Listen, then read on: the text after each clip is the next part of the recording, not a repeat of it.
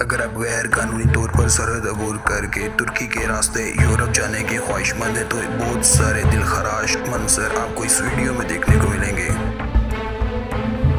क्या आप जानते हैं कि गैर कानूनी तौर पर किसी मुल्क की सरहद को अबूर करना एक जुर्म है जिसकी सज़ा 1 से 3 साल कैद और भारी जुर्माना भी हो सकती है। इंसानियत की तज़लील यहाँ इस तरह होती है कि अच्छे मुस्तकबिल का ख्वाब लिए अपने ख़ानदान को अल्लाह के आसरे पर छोड़कर ये अफराद अपनी मंजिल तक भी पहुँचे या नहीं, ये नहीं जानते कि एक दर्दनाक मौत किसी भी वक्त इनके रास्ते में हाइल रुकावट की तरह खड़ी है।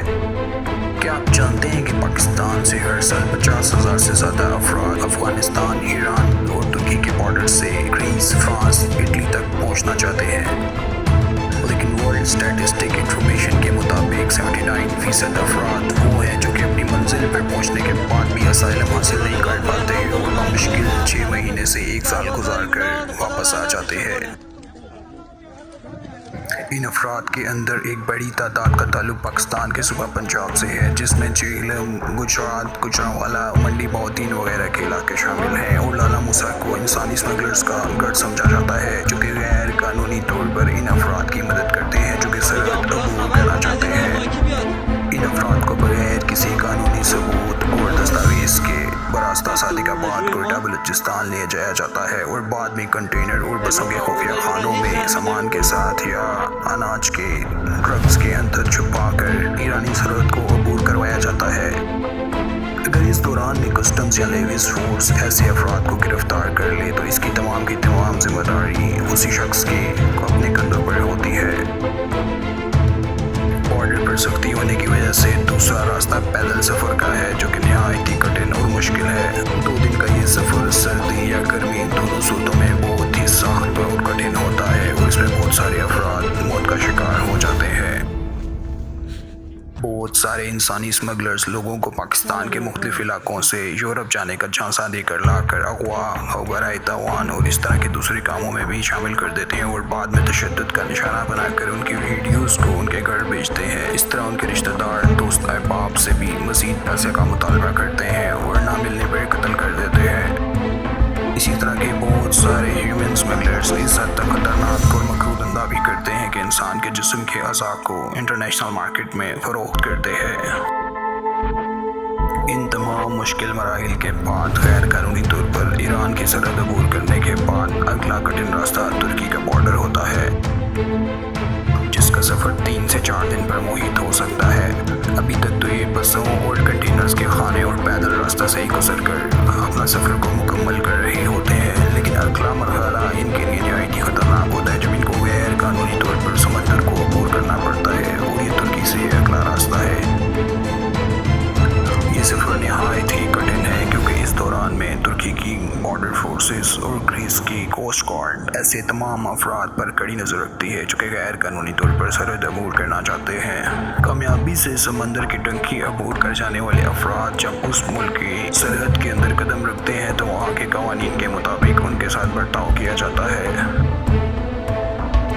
अगर उस मुल्क की सरहद के ऊपर कदम रखने वाला शख्स UN की पॉलिसीज़ के मुताबिक वाकई में असाइलम का अहल है तो ऐसे शख्स का कानूनी और लीगल प्रोसेस शुरू हो जाता है। पहले 3 महीने के मरहले के दौरान ऐसे शख्स का मुकम्मल बायोडाटा और रिकॉर्ड पाकिस्तान से मंगवाया जाता है। अगर UN की पॉलिसी के मुताबिक ऐसे शख्स को जान का खतरा हो या उसके पास मुल्क छोड़ने का कोई खतरनाक वजह हो या फिर उसका ताल्लुक किसी अक़लियती जमात से हो या फिर वो कोई ऐसा काम करता हो जिसकी वजह से मजहबी इंतहा पसंद तंजीमों से उसकी जान को खतरा हो, तो ऐसी सूरत में वो मुल्क उस शख्स को बना देता है।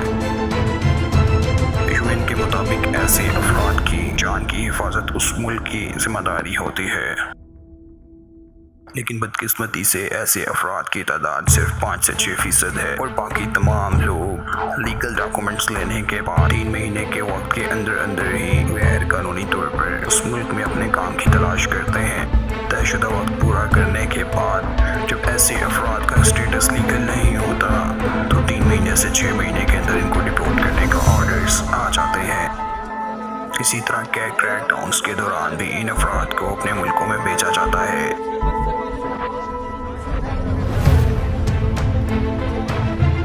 हमारे सारे ह्यूमन स्मगलर्स की एक कोशिश होती है कि वो लोगों को अच्छे मुस्तकबिल का झांसा देकर इस चीज़ के ऊपर लेकर आते हैं कि वो गैर कानूनी तौर पर सरहद को अबूर करें। लेकिन ये इंकशाफ आपको चौंका देगा कि कोयटा से तफ्तान बॉर्डर तक या चाबहार तक लेके आने के लिए इन अफराद को गैर कानूनी तौर पर कितनी मुश्किलात का सामना करना पड़ता है। पहले तो उनको कोयटा बुलाया जाता है और कोयटा से तकरीबन 700 किलोमीटर का फ़ासला तय करके ये ईरानी सरहद को अबूर करते हैं, जिसमें कानूनी तौर पर दस्तावेज़ात ना होने की वजह से बहुत सारे ऐसे गांव जहां पर जो कि इस सरहदी इलाके और इससे जुड़े हुए नेशनल हाईवे 40 जो कि कोयटा से तफ्तान तक जाता है, इसकी तकरीबन 631 किलोमीटर लेंथ है और इसके ऊपर बहुत सारे जो लोग हैं जो कि गैर कानूनी तौर पर काम करते हैं, जिनको लेवीज़ और साथ बॉर्डर प्रोटेक्शन फ़ोर्स रोकती है। इन फोर्सेस की कोशिश होती है कि ऐसे अफराद को गैर कानूनी तौर पर सरहद अबूर करने से रोका जाए और इस दौरान में बहुत सारे अफराद अगवाकारों के हाथ चढ़ जाते हैं और इसके अलावा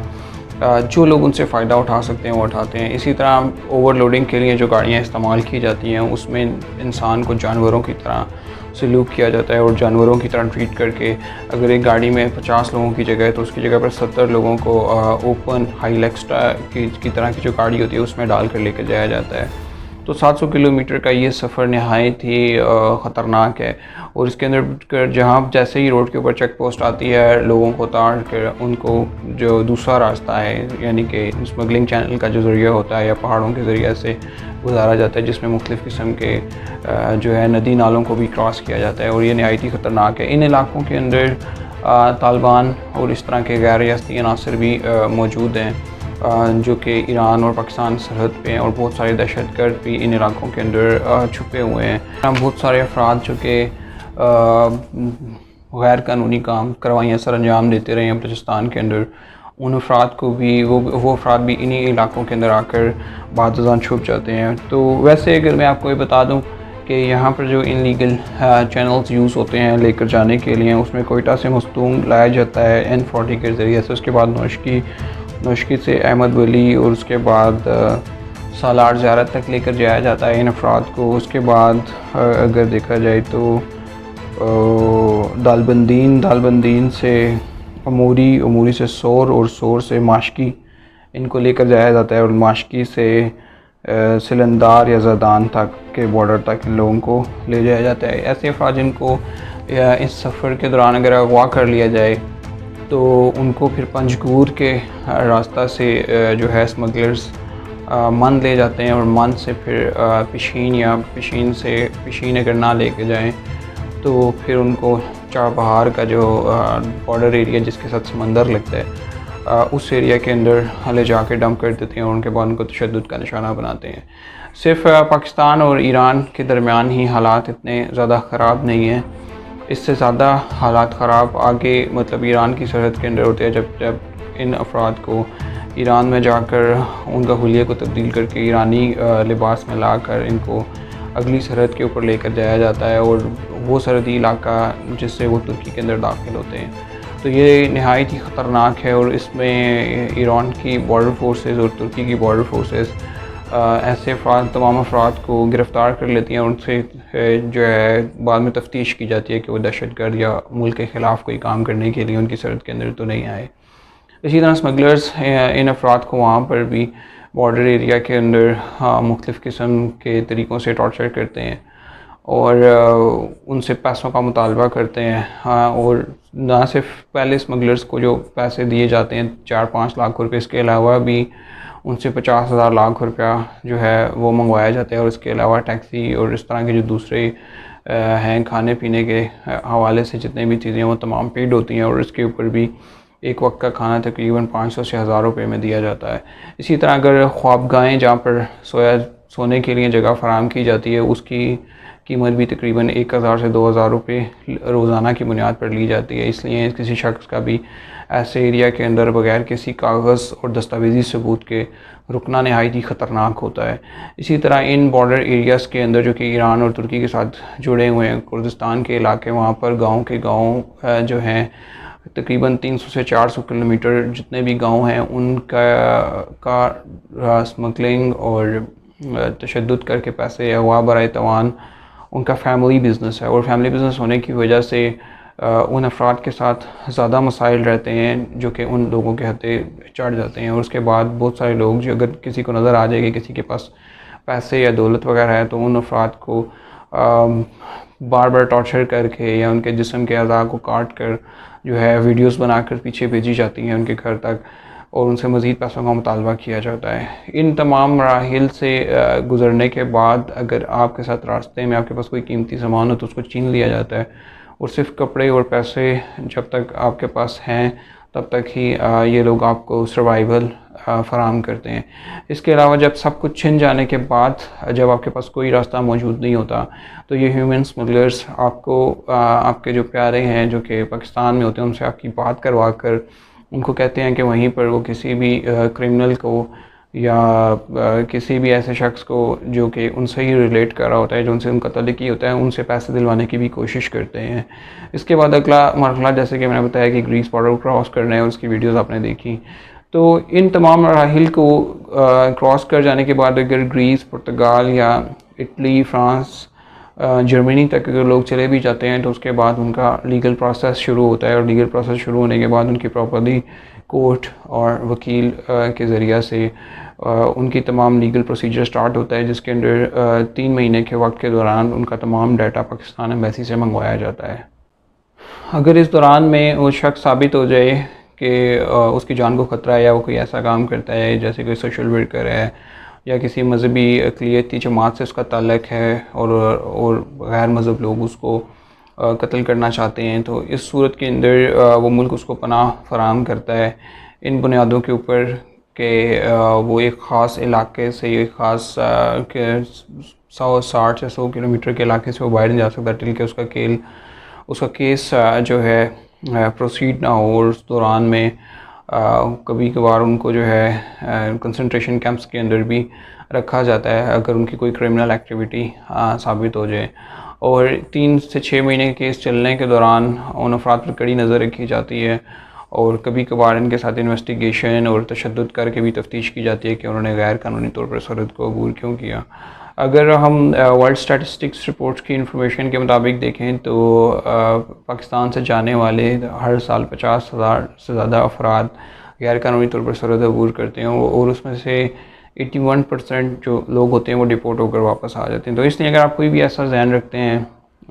इस सरहद को गैर कानूनी तौर पर अबूर करना और गैर कानूनी तौर पर असाइलम सीख करना चाहते हैं तो ये तमाम मराहिल आपने देखे इस वीडियो के अंदर ये किस हद तक ख़तरनाक हैं और दिल खराश हैं। तो उम्मीद करता हूँ कि आप अपने मुल्क में रहते हुए कोई अच्छा काम कारोबार देख लें कि इस बजाय इसके कि आप अपने 10-15 लाख रुपये लगा कर गैर कानूनी तौर पर सरहद को अबूर करें और इस दौरान में आपकी मौत वाक़या हो जाए और कोई भी ऐसा नुकसान या आपका जिस्म का कोई हिस्सा अगर कोई शख्स फ़रोख्त कर दे तो ये ऐसा नाकाबिल तलाफ़ी नुकसान होगा कि जिसको कभी पूरी ज़िंदगी में पूरा नहीं किया जा सकता। एक शख्स जो कि इस सफ़र के दौरान अगर मारा जाता है तो वो एक अकेला शख्स नहीं मारा जाता, उससे जुड़े हुए बहुत सारे अफराद, उसके बहन भाई, उसके रिश्तेदार, उसके तल्लक़दार, उसके दोस्त भी उस रिश्ते के साथ मर जाते हैं। अगर वो ना भी मारा जाए तो इससे जुड़े हुए और बहुत सारे ऐसे अफराद हैं जो कि जिनका अभी तक अता पता भी नहीं है कि जो कि मर गए या जो सफ़र के दौरान मारे गए और जो कि अकेले तौर पर जिन्होंने जो कि अपने घर से भाग के इस सफ़र के ऊपर गए थे कि वो कामयाब हो जाएं अपने घर से लड़ के जाने वाले अफराद या नाराज़गी की सूरत में जाने वाले बहुत सारे लोग जो कि इस तरह के ह्यूमन स्मगलर्स के और ऑर्गन सेलर्स के हाथ में लगे उनका तो कुछ अता पता भी नहीं है। और बहुत सारे लोग ऐसे हैं जो कि जिनके प्यारे सिर्फ उनको दुआओं में ही याद रखे हुए हैं। इसलिए एक बुरी कहानी के इख्तिताम से बेहतर है कि आप इस रास्ते को ना अपनाएं। उम्मीद करता हूँ कि इस वीडियो को बनाने का मकसद है कि आप तमाम की इस्लाह की जाए कि ये सफ़र किस हद तक ख़तरनाक है। अगर आप गैर कानूनी तौर पर कोई भी दुनिया की कोई भी सरहद को अबूर करना चाहते हैं तो आपके साथ किस किस्म के हालात पेश आ सकते हैं। तो उम्मीद करता हूँ कि आपको वीडियो अच्छी लगी होगी। इसको सदका जारिया समझकर अपने अतराफ़ अपने बहन भाइयों के साथ अपने दोस्तों के साथ शेयर करें। हो सकता है कि आपके शेयर करने से आप किसी की ज़िंदगी और कहीं उससे जुड़ी कई ज़िंदगियों को बचा लें। शुक्रिया।